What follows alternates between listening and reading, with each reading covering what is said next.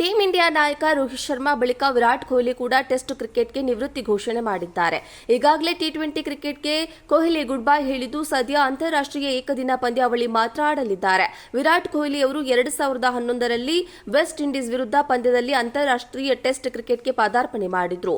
14 ವರ್ಷಗಳ ಬಳಿಕ ವಿರಾಟ್ ಕೊಹ್ಲಿ ಅವರು ಟೆಸ್ಟ್ ಕ್ರಿಕೆಟ್ಗೆ ವಿದಾಯವನ್ನ ಹೇಳಿದ್ದಾರೆ.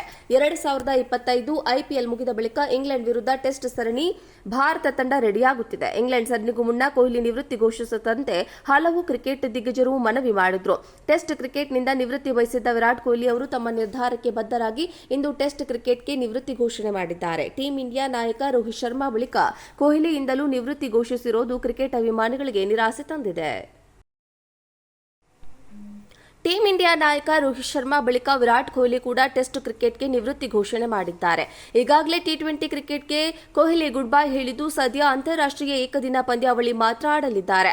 ವಿರಾಟ್ ಕೊಹ್ಲಿ ಅವರು 2011ರಲ್ಲಿ ವೆಸ್ಟ್ ಇಂಡೀಸ್ ವಿರುದ್ಧ ಪಂದ್ಯದಲ್ಲಿ ಅಂತಾರಾಷ್ಟ್ರೀಯ ಟೆಸ್ಟ್ ಕ್ರಿಕೆಟ್ಗೆ ಪದಾರ್ಪಣೆ ಮಾಡಿದ್ರು. 14 ವರ್ಷಗಳ ಬಳಿಕ ವಿರಾಟ್ ಕೊಹ್ಲಿ ಅವರು ಟೆಸ್ಟ್ ಕ್ರಿಕೆಟ್ಗೆ ವಿದಾಯವನ್ನ ಹೇಳಿದ್ದಾರೆ. 2025 ಐಪಿಎಲ್ ಮುಗಿದ ಬಳಿಕ ಇಂಗ್ಲೆಂಡ್ ವಿರುದ್ಧ ಟೆಸ್ಟ್ ಸರಣಿ ಭಾರತ ತಂಡ ರೆಡಿಯಾಗುತ್ತಿದೆ. ಇಂಗ್ಲೆಂಡ್ ಸರಣಿಗೂ ಮುನ್ನ ಕೊಹ್ಲಿ ನಿವೃತ್ತಿ ಘೋಷಿಸುವಂತೆ ಹಲವು ಕ್ರಿಕೆಟ್ ದಿಗ್ಗಜರು ಮನವಿ ಮಾಡಿದ್ರು. ಟೆಸ್ಟ್ ಕ್ರಿಕೆಟ್ನಿಂದ ನಿವೃತ್ತಿ ಬಯಸಿದ್ದ ವಿರಾಟ್ ಕೊಹ್ಲಿ ಅವರು ತಮ್ಮ ನಿರ್ಧಾರಕ್ಕೆ ಬದ್ಧರಾಗಿ ಇಂದು ಟೆಸ್ಟ್ ಕ್ರಿಕೆಟ್ಗೆ ನಿವೃತ್ತಿ ಘೋಷಣೆ ಮಾಡಿದ್ದಾರೆ. ಟೀಂ ಇಂಡಿಯಾ ನಾಯಕ ರೋಹಿತ್ ಶರ್ಮಾ ಬಳಿಕ ಕೊಹ್ಲಿಯಿಂದಲೂ ನಿವೃತ್ತಿ ಘೋಷಿಸಿರುವುದು ಕ್ರಿಕೆಟ್ ಅಭಿಮಾನಿಗಳಿಗೆ ನಿರಾಸೆ ತಂದಿದೆ. ಟೀಂ ಇಂಡಿಯಾ ನಾಯಕ ರೋಹಿತ್ ಶರ್ಮಾ ಬಳಿಕ ವಿರಾಟ್ ಕೊಹ್ಲಿ ಕೂಡ ಟೆಸ್ಟ್ ಕ್ರಿಕೆಟ್ಗೆ ನಿವೃತ್ತಿ ಘೋಷಣೆ ಮಾಡಿದ್ದಾರೆ. ಈಗಾಗಲೇ ಟಿ20 ಕ್ರಿಕೆಟ್ಗೆ ಕೊಹ್ಲಿ ಗುಡ್ ಬೈ ಹೇಳಿದ್ದು, ಸದ್ಯ ಅಂತಾರಾಷ್ಟ್ರೀಯ ಏಕದಿನ ಪಂದ್ಯಾವಳಿ ಮಾತ್ರ ಆಡಲಿದ್ದಾರೆ. ವಿರಾಟ್ ಕೊಹ್ಲಿ ಅವರು 2011ರಲ್ಲಿ ವೆಸ್ಟ್ ಇಂಡೀಸ್ ವಿರುದ್ಧ ಪಂದ್ಯದಲ್ಲಿ ಅಂತಾರಾಷ್ಟ್ರೀಯ ಟೆಸ್ಟ್ ಕ್ರಿಕೆಟ್ಗೆ ಪದಾರ್ಪಣೆ ಮಾಡಿದ್ರು. 14 ವರ್ಷಗಳ ಬಳಿಕ ವಿರಾಟ್ ಕೊಹ್ಲಿ ಅವರು ಟೆಸ್ಟ್ ಕ್ರಿಕೆಟ್ಗೆ ವಿದಾಯವನ್ನ ಹೇಳಿದ್ದಾರೆ. 2025 ಐಪಿಎಲ್ ಮುಗಿದ ಬಳಿಕ ಇಂಗ್ಲೆಂಡ್ ವಿರುದ್ಧ ಟೆಸ್ಟ್ ಸರಣಿ ಭಾರತ ತಂಡ ರೆಡಿಯಾಗುತ್ತಿದೆ. ಇಂಗ್ಲೆಂಡ್ ಸರಣಿಗೂ ಮುನ್ನ ಕೊಹ್ಲಿ ನಿವೃತ್ತಿ ಘೋಷಿಸುವಂತೆ ಹಲವು ಕ್ರಿಕೆಟ್ ದಿಗ್ಗಜರು ಮನವಿ ಮಾಡಿದ್ರು.